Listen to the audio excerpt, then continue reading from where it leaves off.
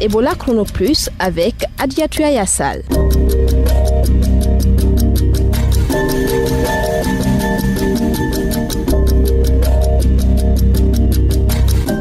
Vous écoutez Ebola Chrono Plus, bienvenue. La campagne de vaccination contre la rougeole a débuté sur toute l'étendue du territoire national. Les détails dans un instant. Grand reportage s'intéresse aux survivants d'Ebola de Boké. Ils ont du mal à joindre les deux bouts et demandent de l'aide.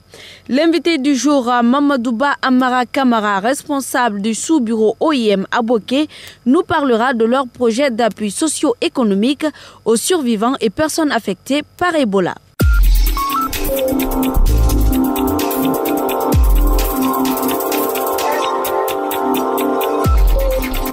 Bonjour à tous. Comme annoncé dans le sommaire, la Guinée lance sa campagne de vaccination contre la rougeole. En fin 2015, une dizaine de cas a été notifiée à Boké et à Labé. Plus de 2 enfants avaient trouvé la mort. En appui au ministère de la Santé, les partenaires tels que MSF et UNICEF vont vacciner des centaines de milliers d'enfants guinéens. À Conakry, c'est dans la commune de Matoto que cette campagne a officiellement démarré ce mercredi. Mohamed Koma. La rougeole n'appartient pas au passé. Au contraire, même si l'épidémie est un recul dans le monde, la vaccination reste le seul moyen de se prémunir contre cette maladie. Ce mercredi, nous sommes au centre médical communal de Matam où des agents de santé reçoivent les dernières instructions.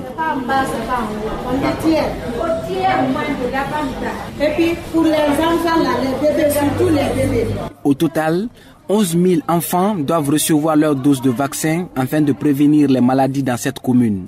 Le docteur Doussou Touré est la directrice du centre médical communal de Matam. Cette campagne de vaccination concerne les enfants dont la tranche d'âge se trouve entre 9 mois à 5 ans.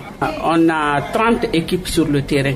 Il y aura 6 équipes fixes pour les 6 quartiers. Les 4 autres vont faire le mobile dans les mêmes quartiers encore. Ibrahim Bilal Koulibaly l'a compris et ne veut courir aucun risque. Ce matin, il est venu en personne accompagner ses sœurs à l'hôpital. Pour le cas de la vaccination, venir vacciner ma petite sœur contre la rougeole.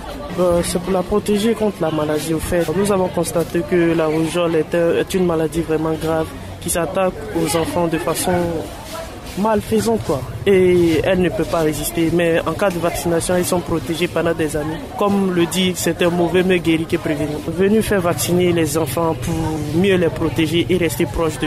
Car quand on aime son enfant, on veut son bien. En 2014, plus de 2000 cas de rougeole, dont 6 décès, ont été enregistrés dans 30 districts sanitaires du pays. Mohamed Koma, Ebola Chrono Plus, Conakry. Merci Koma. À retenir que la rougeole est une maladie virale extrêmement contagieuse. En 1980, avant que la vaccination ne se généralise, on estimait à 2,6 millions par an le nombre de décès dus à cette maladie. Aujourd'hui, elle reste l'une des causes importantes de décès de jeunes enfants. L'OMS estime que 114 900 personnes, dont une majorité d'enfants de moins de 5 ans, sont mortes de la rougeole en 2014. Ebola Chrono Plus, Alexis Collier, Ebola Chrono Plus, Gekedu, Asmao Diallo, Ebola Chrono Plus, Forekaria, Ba Mohamed, Ebola Chrono Plus, Dabola, Sidibé Kondé, Ebola Chrono Plus, Conakry, Mohamed Kouma, Ebola Chrono Plus, Seguiri. Suivez toute l'actualité dans votre bulletin d'information. Au-delà des séquelles, le virus Ebola a laissé un impact économique considérable sur ses victimes. À Boké, les survivants gèrent difficilement leur quotidien. Ils ne travaillent plus et vivent de la générosité des personnes de bonne volonté. Une situation qui les préoccupe. Ils demandent l'aide de l'État et de ses partenaires. Sidibé Kondé les a rencontrés. Voici son reportage. Mariam Diallo est guérie d'Ebola il y a de cela 6 mois. Elle vit à Tamaransi avec ses enfants. Elle a du mal à joindre les deux bouts parce qu'elle n'a plus d'argent pour son commerce.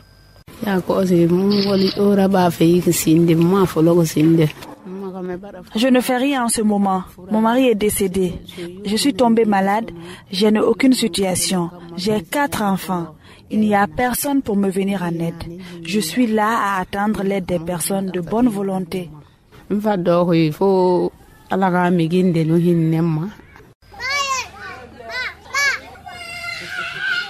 À 100 mètres de la concession de Mariam se trouve Nabi Kumbassa, un autre guéri d'Ebola.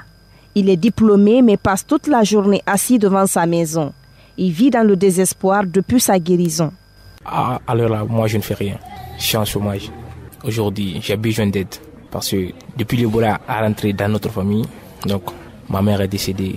Avant, c'est ma mère qui était tout pour moi, elle faisait tout pour moi, mais là, je n'ai aucune personne pour m'aider, donc j'ai besoin d'aide financière. Donc, je suis diplômé, donc je vais travailler.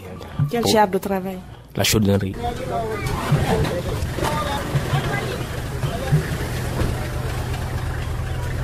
De Tamaransi, je me suis rendu à Kamsar pour m'enquérir de la situation de Maurice Bangoura, qui a aussi survécu à Ebola. Divorcé et père de 3 enfants, ce médecin sportif peine à trouver un travail malgré les démarches qu'il a entreprises. Avant que je tombe malade, je faisais la médecine sportive avec le club industriel de Kamsar. À peu près, j'ai fait 12 ans avec l'équipe. C'est grâce à cette maladie que j'ai perdu l'emploi.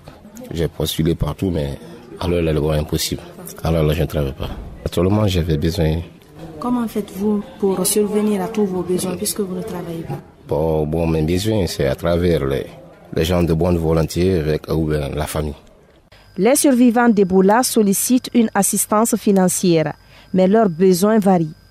Qu'est-ce que vous voulez qu'on fasse concrètement aujourd'hui? Concrètement, aujourd'hui, j'aimerais que si, par leur volonté, de m'aider à avoir une aide financière ou bien un projet, là, ça pourra me soulager. Là, vous êtes, est-ce que vous avez un projet en tête? Si on vous demandait, par exemple, de proposer un projet. Oui, bien sûr, j'ai un projet en tête. Quel genre de projet avez-vous en tête? Bon, j'ai un projet de faire l'agriculture aussi, comme j'ai l'habitude de le faire. Quant à Tigidanki Kamara, elle veut de l'argent pour reprendre son commerce.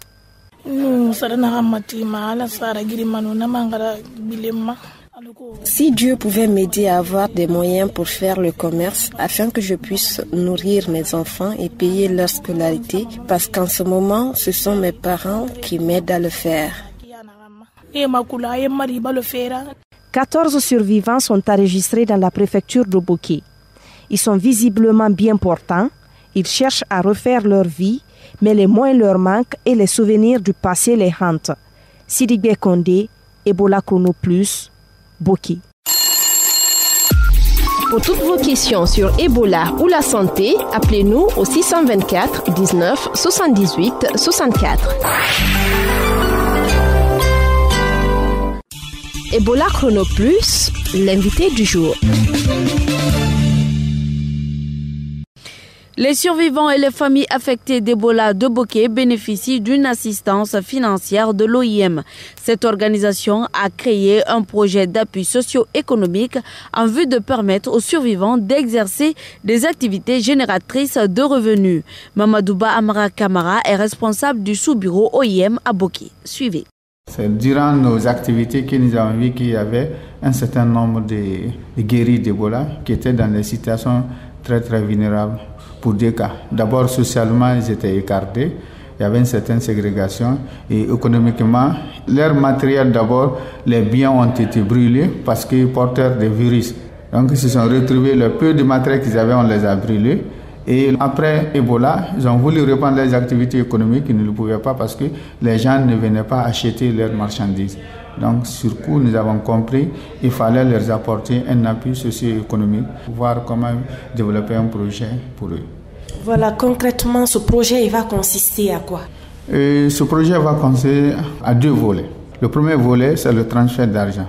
Et ce transfert d'argent sera subdivisé en 2. D'abord, il y a un critère pour retenir un bénéficiaire. Le critère est que, d'abord, le premier critère que nous avons appelé niveau 1, les guéris d'Ebola ou les ménages qui ont perdu un membre de leur à cause de la maladie à virus Ebola.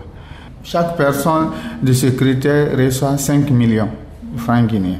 Après, le deuxième critère, ce sont des ménages qui ont été mis en quarantaine. Il n'y a pas eu de malades d'Ebola, mais ils ont été mis en quarantaine parce qu'ils faisaient partie des contacts. Donc eux, chacun d'eux aura 2 500 000 francs guinéens. Ça, c'était le premier volet du projet. Le deuxième volet du projet, comme la communauté dans laquelle il y a eu des malades, ils ont été mis aussi en quarantaine parce que les gens disaient « Ah, il y a Ebola là-bas ». Donc, pas seulement ceux qui ont été malades, mais même ceux qui vivaient autour d'eux ont été mis en quarantaine. Donc, on a dit qu'il faut organiser des séances de dialogue communautaire. Les gens viennent s'exprimer, identifier les projets porteurs à leur sein pour qu'eux puissent financer ces projets. Par rapport à ce projet toujours socio-économique, combien de survivants ou de personnes affectées comptez-vous assister? Après l'analyse, nous sommes allés sur le terrain, nous avons remarqué qu'il y a en tout 53. Les guéris et ceux qui ont perdu leurs membres sont au nombre de 24.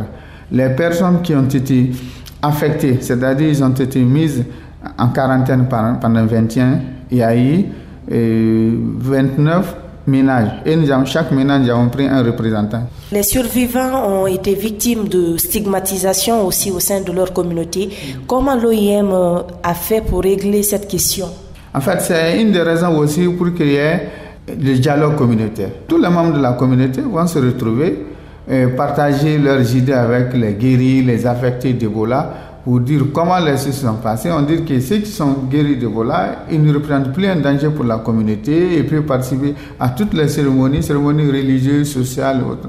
Donc c'est la raison fondamentale qu'il y a ça. Et qu'ensemble, les gens ils vont se retrouver, discuter, identifier les projets porteurs qui seront financés par l'OIM. Et quels sont les types de projets que vous êtes prêts à prendre en charge? Actuellement, il y a 14 personnes qui sont en train de suivre une formation, comment l'identifier, comment intégrer tous les membres de la communauté pour l'intérêt commun. À l'issue de 4 jours de formation, ils vont se retrouver avec d'autres membres de la société, de leur communauté pour discuter, faire un débat, voir les priorités et les projets qui sont vraiment prioritaires. Maintenant, ils vont les choisir. Ce qu'ils vont identifier, c'est ce que nous allons étudier et essayer de financer. Quelle sera la durée de ce projet d'appui socio-économique? Et le projet a déjà commencé. Nous avons prévu à ce que le fonds que nous remettons aux bénéficiaires, une partie de ce fonds permettra à développer des activités génératives de revenus et nous allons prendre un certain temps pour suivre la réalisation de ces activités génératives de revenus au bénéfice des bénéficiaires. Donc ça peut prendre 3 à 4 mois de suivi. Quels sont déjà les résultats atteints par ce projet? C'est la confiance des bénéficiaires. Parce que avant notre arrivée, chaque fois que nous partions là-bas, tout le monde nous a dit que les guéris d'Ebola ne veulent plus recevoir les gens. Qu'il y a eu beaucoup de partenaires qui sont venus les voir, toujours leur demander de poser des questions, les voir, les repartir. Mais il n'y a pas eu vraiment des actions concrètes. Donc nous, c'est lorsque nous partions, les gens nous ont dit, écoutez, chaque fois que vous venez comme ça, là, nous avons dit, écoutez, ce que nous allons vous dire, nous allons le réaliser. Et aujourd'hui, Dieu merci, ils savent que nous avons créé le compte Orange Money pour tout le monde et nous allons virer l'argent. Donc déjà, c'est une grande satisfaction pour les bénéficiaires. C'était Mamadouba Mara Kamara, responsable du sous-bureau OIM à Boké. Ebola Chrono Plus, à vous la parole. À présent, les questions des auditeurs avec Asmaou Diallo. Bonjour. Bonjour à Diatou et bonjour à toutes et à tous. Bienvenue dans cette rubrique À vous la parole. Comme j'aime à le dire, une rubrique faite pour vous et par vous. La première question, je m'appelle Moussa Fofana de Mamou. Je veux savoir quelle est la cause du gonflement de ventre de certaines personnes et comment peut-on éviter cela. Nous avons donc rencontré le docteur Ben Youssouf Keita.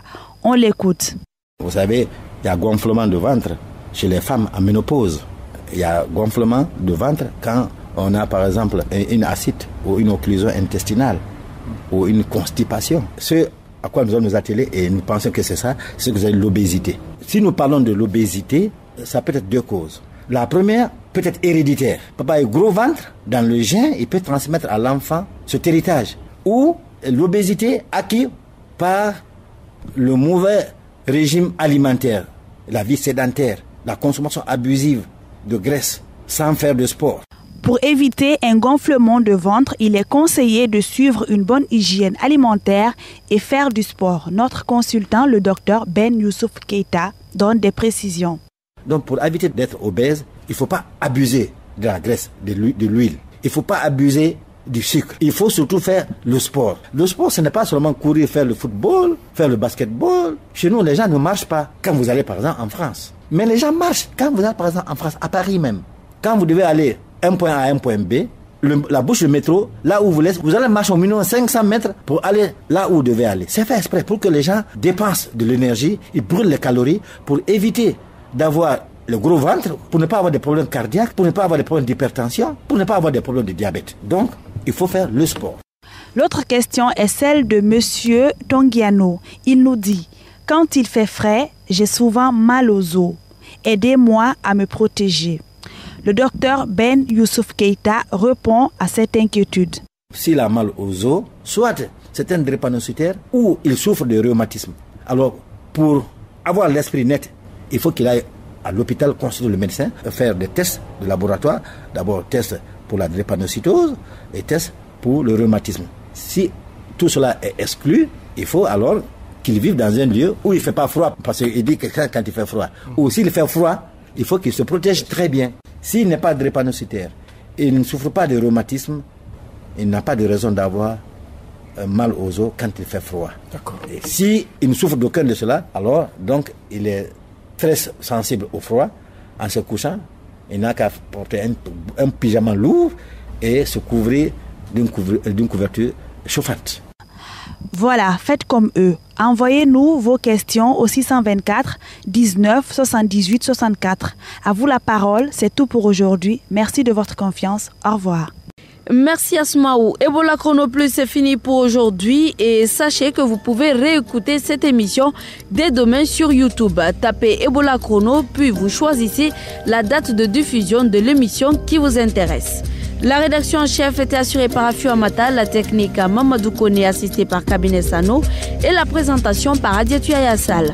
Merci de votre attention et à bientôt pour un nouveau numéro d'Ebola Chrono Plus.